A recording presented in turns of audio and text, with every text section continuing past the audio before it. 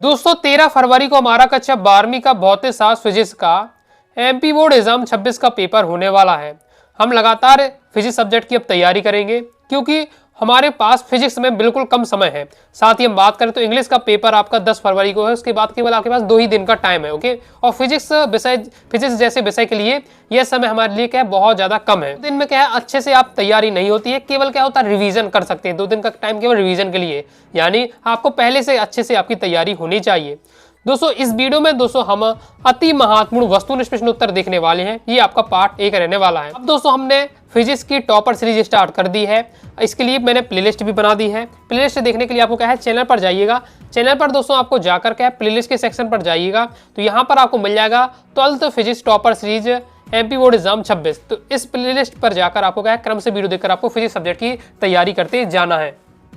मैं दोस्तों आपको 2 अंकी वाले महत्वपूर्ण प्रश्न उत्तर कवर कराऊंगा, 3 अंकी वाले, 4 अंकी वाले भी कवर कराऊंगा, सॉल्यूशन के साथ बताऊंगा, समझाऊंगा। पार्ट वाइज पार्ट वीडियो आएंगे। इसी प्रकार से हम वस्तुनिष्ठ भी देखेंगे। ओके, और कई सारी वस्तुनिष्ठ की वीडियो आएंगी क्योंकि आपको पता है वस्तुनिष्ठ ऐसा टॉपिक है कि फिक्स नहीं रहता है, हमें यहाँ लगातार अभ्यास करना पड़ेगा। तो हर प्रकार के वस्तुनिष्ठ में सिलेक्ट करके लाऊंगा जिनके आने के हाई चांस है। तो आपको क्या करना है, वस्तुनिष्ठ की वीडियो तो आपको ज्यादा मेहनत नहीं करना है, बस वीडियो को ध्यान से तक देखते जाइएगा, सुनते जाइएगा और वीडियो को देखते ही देखते आपको तैयार करते जाइएगा।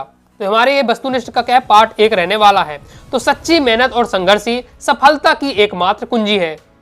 अगर दोस्तों आप कहें एमपी बोर्ड में हाई स्कोर करना चाहते हैं तो आपको लगातार मेहनत करनी पड़ेगी। देख लेते हैं। सबसे पहले दोस्तों आ जाते हैं बहुविकल्पी प्रश्न। पहला क्वेश्चन है, न्यूनतम आवेश है, इलेक्ट्रॉनिक आवेश होता है, वो होता है हमारा न्यूनतम आवेश। नेक्स्ट है, विद्युत धारा के चुंबकीय प्रभाव की खोज किसने की?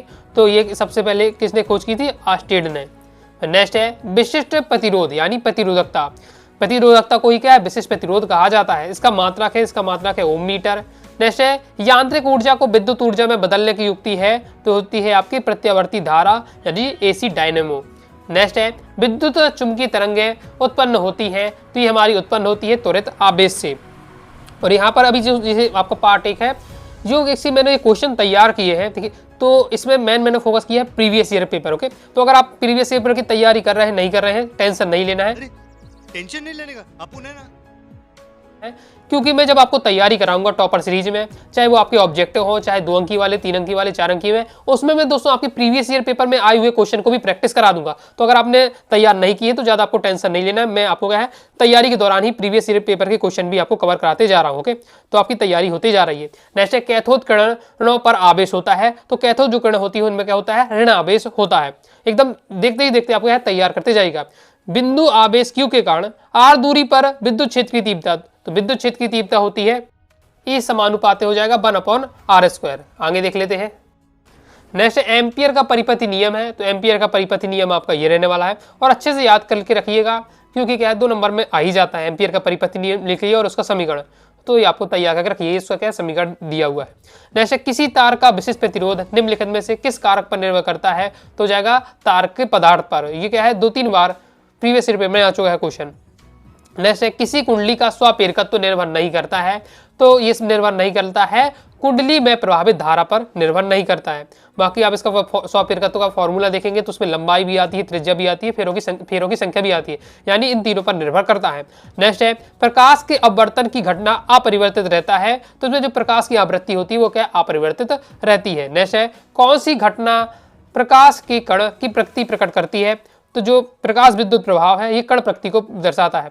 हम जानते हैं कि जो प्रकाश होता है 2 तरीके से, एक कण की भांति भी व्यवहार करता है, तरंग की भांति व्यवहार करता है। लेकिन प्रकाश विद्युत प्रभाव जो हम पढ़ते हैं तो उसमें जो प्रकाश होता है वो क्या है, कण प्रकृति प्रकट करता है। अब दोस्तों हम देखने वाले हैं रिक्त स्थानों की पूर्ति। विद्युत क्षेत्र की दिशा में चलने पर विभव घटता है।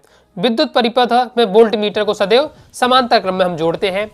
किसी परिपथ में धारा का मान बदलने पर दूसरे परिपथ में प्रेरित विद्युत वाहक बल का उत्पन्न होना कहलाता है। ये हमारा क्या कहलाता है, अन्य प्रेरणा कहलाता है। जैसे हमारे पास 2 कुंडली है, 2 कुंडली में से एक में कुंडली में धारा प्रवाहित कर रहे हैं, तो जो दूसरी कुंडली है उसमें भी अगर क्या है प्रेरित विद्युत वाहक बल उत्पन्न हो रहा है तो ये हो गया अन्योन प्रेरण। ओके, और स्वप्रेरण की घटना में क्या होता है कि एक ही कुंडली होती है, उसी में धारा प्रवाहित होती है, उसी में क्या है प्रेरित विद्युत वाहक बल उत्पन्न होता है, तो होता है स्वप्रेरण। आगे देख लेते हैं। नेक्स्ट हमारा क्वेश्चन है, आदर्श प्रेरकत्व का ओमीय प्रतिरोध होता है तो 0 होता है। प्रकाश तरंगों की आवृत्ति कोटि की होती है तो ये इसकी कोटि किस प्रकार से होती है, 5.4 गुणा 10 की घात 14 हर्ट्ज से 7 गुणा 10 की घात 14 हर्ट्ज तक होती है। इलेक्ट्रॉन पर आवेश, तो इलेक्ट्रॉन पर आवेश होता है 1.6 गुणा 10 की घात -19 कूलम। आवेश का बीमीय सूत्र होता है 80। चुंबकीय क्षेत्र एक राशि है, चुंबकीय क्षेत्र एक सदिश राशि है। परिवर्तनशील विद्युत क्षेत्र धारा उत्पन्न करता है, तो विस्थापन धारा उत्पन्न करता है। लेंज का नियम संरक्षण का नियम है, तो ऊर्जा संरक्षण का नियम है। इसके बाद जल के अंदर वायु का बुलबुला लेंस के भांति व्यवहार करता है, उत्तर लेंस के भांति व्यवहार करता है। एम्पियोटिज्म 22 का ये क्वेश्चन है। नेक्स्ट क्वेश्चन है म्यू आवृत्ति वाले फोटोन की ऊर्जा होती है, तो इसमें आपकी फोटोन की ऊर्जा ई बराबर होती है एच म्यू। अब देख लेते हैं 277। माइक्रोवेव ओवन का आकार रेडियो तरंगों पर आधारित होता है, तो यह असत्य हो जाएगा। डी बॉगली तरंगे चुंबकीय तरंगे हैं, तो ये भी आपका असत्य हो जाएगा। एक अध्रुवित तरंग के लिए विस्थापन समय के साथ अपरिवर्तित रहता है, तो असत्य हो जाएगा। किसी धातु को गर्म करने पर उसमें से इलेक्ट्रॉन उत्सर्जित होते हैं, तो ये आपका है सत्य हो जाएगा। परमाणु एक धनात्मक कण है, तो आपका ये असत्य हो जाएगा, क्योंकि परमाणु में क्या है, धनात्मक भी होता है, प्रोटॉन और इलेक्ट्रॉन भी होते हैं जो क्या ऋणात्मक होते हैं। एक बार इसलिए क्या है, जो परमाणु होता है वो उदासीन होता है। आगे देख लेते हैं। आगे नेक्स्ट क्वेश्चन है अवतल दर्पण की वक्रता त्रिज्या हमेशा अनंत होती है, तो असत्य हो जाएगा। पारे के परमाणु का प्रथम उत्तेजन विभव 4.86 वोल्ट तथा आयनन विभव 10.4 वोल्ट है, तो ये सत्य हो जाएगा। विद्युत चुंबकीय तरंगें निर्वात के अतिरिक्त किसी अन्य भौतिक माध्यम से गमन नहीं करती हैं, तो यहाँ पर असत्य हो जाएगा, क्योंकि अन्य भौतिक माध्यम से भी गमन कर सकती हैं। नेक्स्ट 1 ग्राम पदार्थ का समतुल्य ऊर्जा 9 गुणा 10 की घात 13 जूल है, तो ये आपका बिल्कुल सत्य हो जाएगा। एक न्यूट्रॉन का द्रव्यमान 1.67 गुणा 10 की घात -27 किलोग्राम होता है, तो ये भी आपका सत्य हो जाएगा। अब दोस्तों हम देख लेते हैं सही जोड़ियाँ।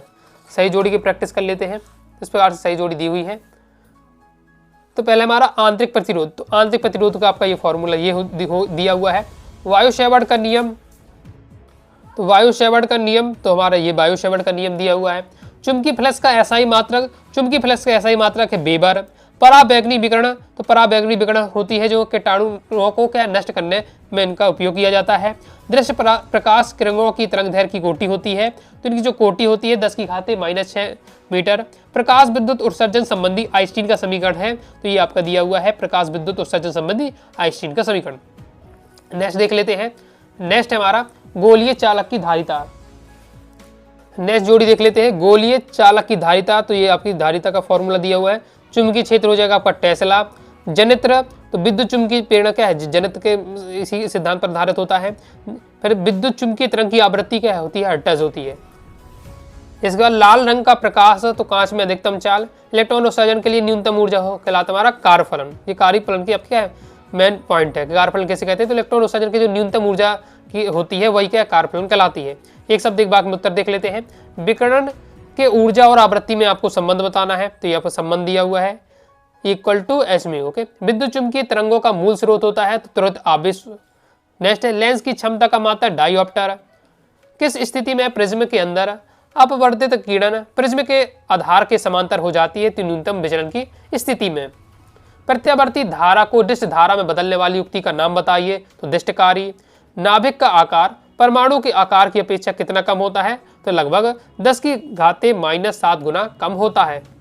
आगे बढ़ने से पहले बता दूं, अगर आपको क्या फिजिक्स सब्जेक्ट की प्रॉपर तैयारी करना चाहते हैं, पीडीएफ मटेरियल प्राप्त करना चाहते हैं, all chapter important question answer, all chapter objective question answer, साथ ही आपको ऑल चैप्टर नोट्स चाहिए। अगर आपको कुछ डाउट आता है तो आप नोट्स का भी हेल्प ले सकते हैं। Okay, previous year paper with solution, model paper with solution, ये सभी मटेरियल चाहते हैं पीडीएफ रिकॉर्डेड वीडियो में, तो आप क्या है अनुराग आसाडी क्लासेस का फिजिक्स का कोर्स ज्वाइन कर सकते हैं। प्ले स्टोर से अनुराग आसाडी क्लासेस ऐप डाउनलोड कर लीजिएगा और वहां से आपको क्या फिजिक्स कोर्स लेना है। और फिजिक्स कोर्स जब आप लीजिए दोस्तों, तो आपको फिजिक्स 70 कूपन कोड अप्लाई कर देना है। फिजिक्स 70 कूपन कोड जैसे ही अप्लाई करेंगे तो आपके लिए सीधे 50 रुपये का वहाँ डिस्काउंट हो जाएगा। तो आपकी क्या है 50 रुपये की फीस और कम हो जाएगी, तो फिर आपको क्या है और आपके लिए क्या है ये कम हो जाएगा कोर्स, फिर आप क्या है आसानी से ज्वाइन कर सकते हैं। तो ज्वाइन करके जरूर रखिएगा, कंप्लीट आपको मटेरियल मिल जाएगा, तो आपको तैयारी में दिक्कत नहीं होगी। नेक्स्ट है लेंस के लिए UVF, जी हमें जो है इनका हमें संबंध बताना है। तो लेंस के लिए ये हमारा संबंध होता है 1/f = 1/v - 1/u। नेक्स्ट है स्थायी व्यतिकरण की घटना के लिए स्रोत किस प्रकार के होने चाहिए, तो दोनों प्रकाश स्रोत एक वर्णी होने चाहिए। स्थायी व्यतिकरण घटना हो तो दोनों के जो प्रकाश स्रोत है एक ही वर्ण के होने चाहिए। निर्वात में विद्युत चुंबकीय तरंगों की चाल का सूत्र आपको बताना है, तो ये दिया हुआ है विद्युत चुंबकीय तरंगों का चाल का सूत्र। फिर नेक्स्ट है होल तथा इलेक्ट्रॉन में किसकी गतिशीलता अधिक होती है, मतलब कौन तेजी से भागता है, कौन किसी गतिशीलता अधिक होती है। तो होल और इलेक्ट्रॉन में गतिशीलता होती है इलेक्ट्रॉन की अधिक, सबसे गतिशीलता किसकी अधिक होती है, इलेक्ट्रॉन की। तो इस प्रकार से हमारे कंप्लीट हो जाते हैं। तो इस प्रकार दोस्तों इस वीडियो में मैंने आपको अति महत्वपूर्ण वस्तुनिष्ठ प्रश्न बताया है, और ऐसा नहीं इतने बस में आपका क्या है, पूरे आपके एग्जाम में 28 नंबर के ऑब्जेक्ट आते हैं तो 28 में 28 स्कोर कर लेंगे, इतने में काम नहीं होगा। अभी हमें ऐसी ही प्रकार से मैं आपको कई सारे पार्ट लाऊंगा, 4-5 वीडियो मैं लाऊंगा ऑब्जेक्ट की, और उसमें हम क्या लगातार तैयारी करेंगे। तो मतलब हर प्रकार से मैं ऑब्जेक्ट सेलेक्ट कर लाऊंगा, और बस आपको ज़्यादा मेहनत नहीं करना है। वीडियो को शुरू से लेकर के अंत तक देखते जाइएगा और सुनते जाइएगा, और वीडियो को देखते ही देखते आपको क्या तैयार करते जाना है। तो दोस्तों आपकी है कंप्लीट तैयारी हो जाएगी। आई होप आपको वीडियो पसंद आई। वीडियो पसंद लाइक करें, सब्सक्राइब जरूर कर दीजिएगा। इसके साथ ही टेलीग्राम चैनल, व्हाट्सएप चैनल को ज्वाइन कर लीजिएगा, और क्रम से इसी बार से तैयारी करना चाहते हैं तो टॉपर सीरीज, फिजिक्स की टॉपर सीरीज में जाकर आप क्या क्रम से वीडियो देखते जाइएगा। कोई दोस्तों डाउट आता है कमेंट से आप जरूर पूछिएगा। मिलते हैं नेक्स्ट वीडियो में, तब तक के लिए बाय बाय।